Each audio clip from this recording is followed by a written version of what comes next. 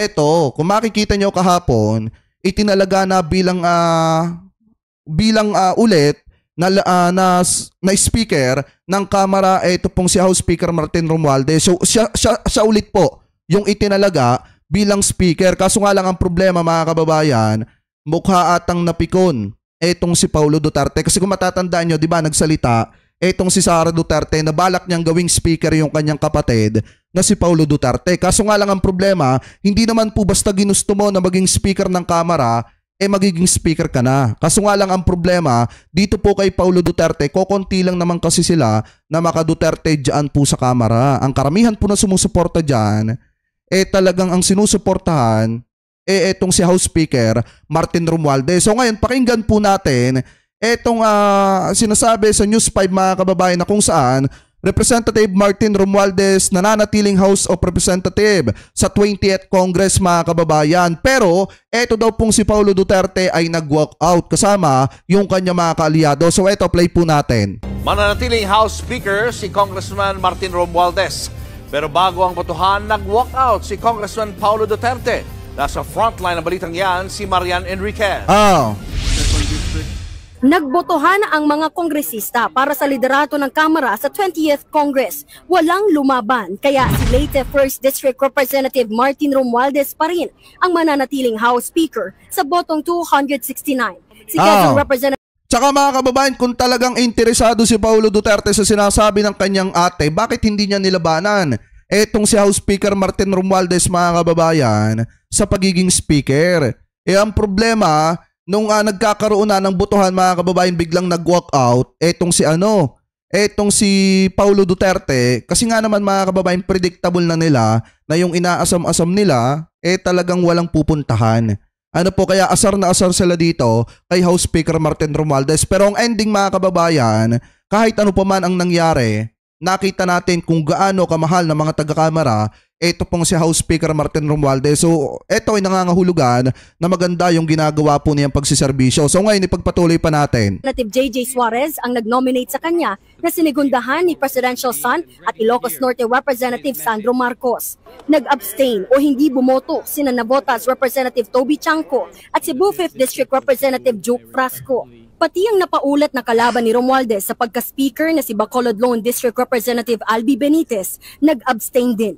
Ayon kay Benitez, hindi niya binoto si Romualdez dahil naniniwala siyang ang kailangan ng Kamara ay isang leader na susuportahan si Pangulong Bongbong Marcos at hindi hihilahin pababa ang Pangulo. Sa kabila niyan, matapang ang naging mensahe ni Romualdez sa kanyang speech matapos manumpa. Nagpasa rin siya sa Korte Suprema kaugnay ng pagdedeklara sa Articles of Impeachment laban kay Vice President Sara Duterte na unconstitutional o labag sa batas. The court may close a case, but it cannot close a cause. The pursuit of accountability is not a moment. It is our mandate. And as your speaker, I will be here, not just to preside, but to protect.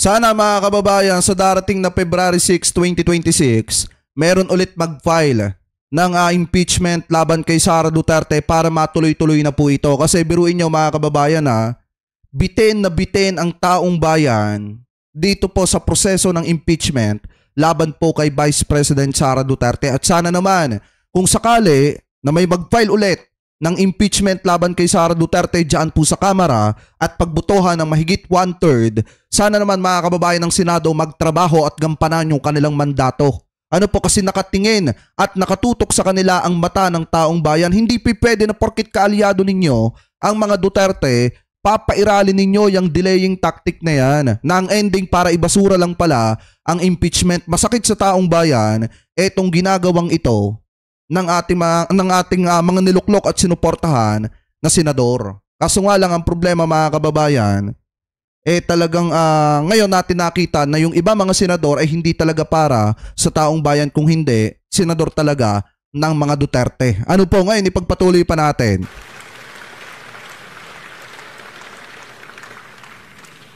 Hindi ko kayo iiwan sa gitna ng unos. Sisiguraduhin kong walang bubong ang babagsak, walang pader, magigiba, at walang miyembro ang mapapabayaan.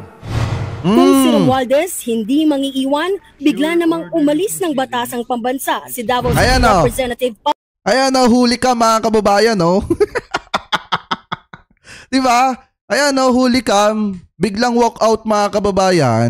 Etong sina Paulo Duterte. Kasi nga naman, kukunti lang naman kasi sila dyan na mga Duterte sa Kamara. Biruin nyo yung iba mga taga Mindanao na mga congressman sinuportahan etong si House Speaker Martin Romualdez. Kasi nga naman kung matatandaan nyo, siguro ang pinangahawakan ni Paulo Duterte dito, yung sinasabi ng kanyang ate na si Sara Duterte or ng kanyang kapatid na si Sara Duterte na gusto niyang gawing speaker etong si Paulo Duterte. Kaso nga lang, paano magiging speaker to mga kababayan? Ganong hindi masagot-sagot kung saan napunta yung 51 billion na para sa mga flood control project dyan po sa Davao City. Gugustuhin nyo ba na ang mailagay ninyo bilang speaker mga kababayan dyan sa Kamara yung katulad mga kababayan itong si Paulo Duterte? Paulo Duterte.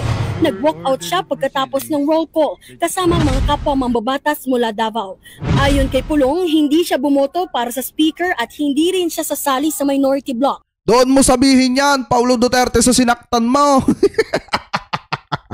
Doon mo sabihin niya mga ganyang klase ng salita doon sa lalaking sinaktan mo dahil hindi ka lang napagbigyan. Ayaw daw niyang maging bahagi ng tinawag niyang political circus na nakalimutan na kung sino ang dapat pagsaserbisyohan ang taong bayan. Samantala, inihalal bilang Senior Deputy Speaker si Quezon Representative J.J. Suarez. May 9 ding napili na Deputy Speakers. Nakuha naman ni Ilocos Norte Representative Sandro Marcos ang pagiging House Majority Leader. Siya ang pinakabatang kongresista sa posisyon.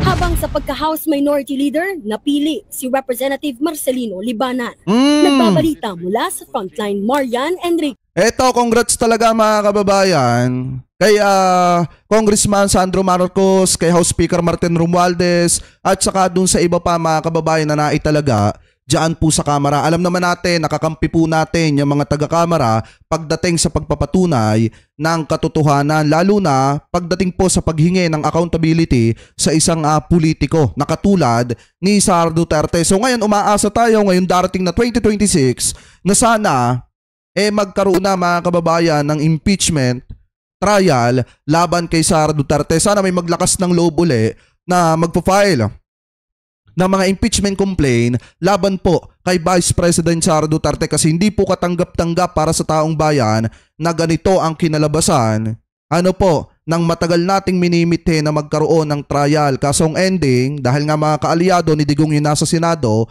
pinaasa lang ang mamamayang Pilipino na magkakaroon ng trial, pero ang ending mga kababayan, ibabasura lang pala. Biruin nyo kung gaanong pagpapapogi yung ginawa ni Chis Escudero nung mga panahon mga kababayan na humaharap siya sa media. Noong mga panahon ng eleksyon, humaharap siya sa media na sinasabi niya na pagkatapos ng SONA ni PBBM, magtutuloy-tuloy itong impeachment nito, pero ang ending sa huli, ibabasura lang pala. So ganyan mga kababayan, tandaan nyo, yung mga senador na yan na mga kaalyado ng mga Duterte, tandaan ninyo sa darating na 2028, yung mga yan. Dapat hindi na natin makita yan sa Senado. Anyway, mga kababayan, comment below na lamang po kung ano po masasabi nyo hingil po sa pagbo-walk out ni Pulong Duterte dahil sa sobrang pagkaasar niya sa pagiging speaker ulit ni Congressman Martin Romualdez mga kababayan dyan po sa Kamara. So comment below na lamang po mga kababayan